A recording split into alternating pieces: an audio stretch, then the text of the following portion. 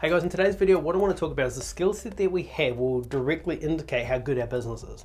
So if you're a fitness trainer and you're under 10K per month, the chances are your business is just riddled with problems and skills that you just haven't nailed yet, right? And it'll come back to your skill sets.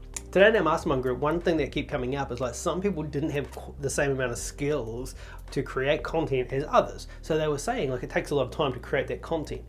Yes, it can, but the problem is just like some people haven't been in the trenches long enough to develop the skills to be able to pump out content compared to some of the other people inside the mastermind group.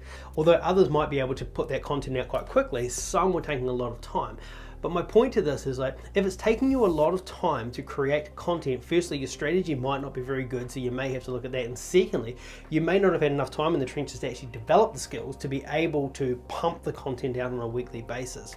So if you're struggling with that in any way, have a look at this. It's like, is your strategy proven and does it work? And secondly, have you put enough time in to develop the skills to be able to put that content out there and know how to actually create it, edit it, make it look good, and actually execute on it every single week? And if you haven't put the time in the trenches, that is why.